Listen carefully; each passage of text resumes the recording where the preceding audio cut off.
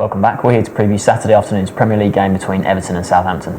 Matt, we'll start with Southampton, still in the top four race after beating Burnley 2-0 before the international break. Yeah, it was a nice solid win, wasn't it? Obviously, going into game against Burnley at home, who've had some decent results, but you fancy chances to get back to winning ways, and a couple of poor results, Southampton, but you said they're still in the top four race. And that the particular Burnley game, they got the goal from Shane Long to go 1-0 up, and it was an own goal from Jason Shackell that ultimately made it a comfortable win. But it was a bitty game, players struggling to find their form. But I think Southampton, a lot of people fancied them to drop off, didn't they? But they're obviously still in the race. They're sixth at the minute, 6 points off the top four. Are they going to finish fourth? I don't think so, no. But if you look at them start the season, you said you're going to finish. Obviously, there's that. We talk about that battle of the top seven, isn't there? There's going to finish as the top seven. We don't know what order, but for them to be where they are now is obviously very impressive. But you look at the rest of the season and games like this, if they're going to finish the top four, they probably have to go there and win. But on the face of it, a draw wouldn't be a bad result. So they're in that sort of situation where they're not really sure, what's a good result. But I'd say they've had a great season and a nice solid win last time out. And their away form has been pretty good of late as well. I think they've won 4 of their last 6 games, and their last away game was at Chelsea when they got that 1-1 draw. When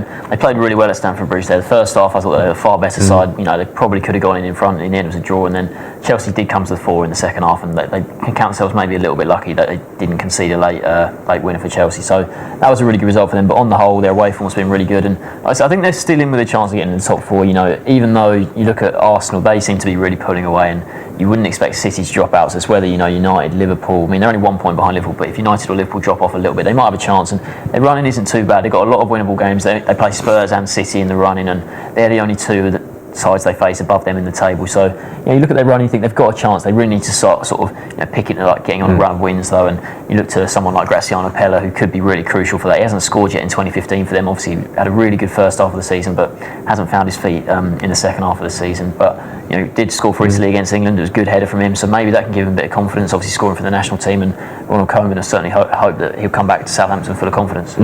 So moving on to Everton, notoriously hard place to go, in recent Premier Leagues. Last time out, they've had a poor season overall, haven't they? But went to QPR last time out, who were obviously really struggling, and it was a good win. I think earlier on the season they were struggling in games like that, weren't they, to pick up sort of results, and took the lead. Seamus Coleman, lovely goal. He hasn't scored too many goals this season. He's one of probably the best defenders in the league last season, wasn't he? But he hasn't really had the chance to break forward this season as much as we saw him last season.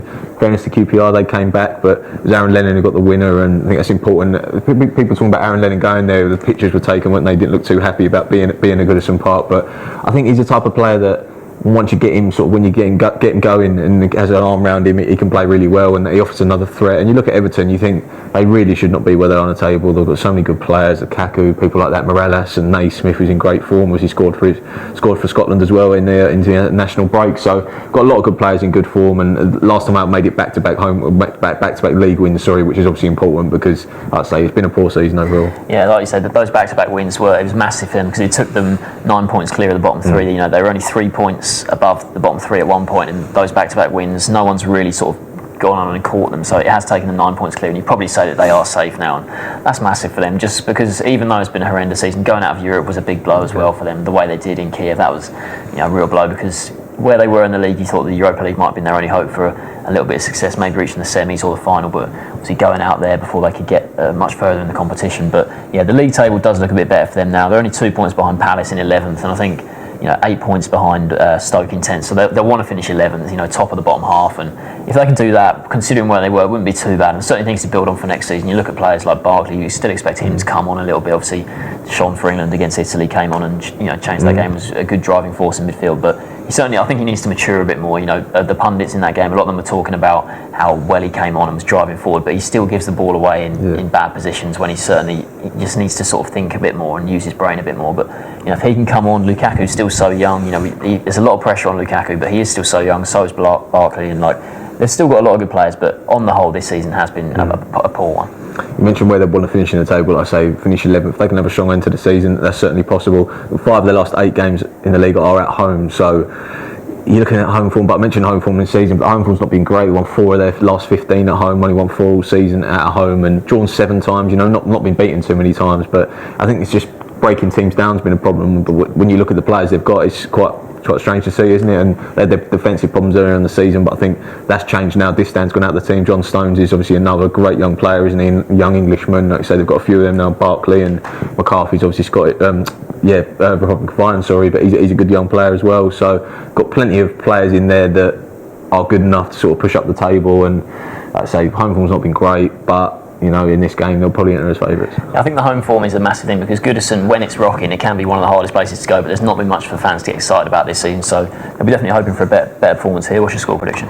It's a tough one to call, isn't it? Really, so I say Everton are on the up, Southampton are still in that race for the top four. I think I'm just going to sit on the fence here and go 1-1 draw. Yeah, I actually completely agree. I think it'll be 1-1 as well. I think Everton might make it easy for Southampton, but given Southampton have been pretty stingy at the back this season, so I think could be quite a tight game and go 1-1 as well. So both predicting 1-1 draws in this one. Thanks for watching.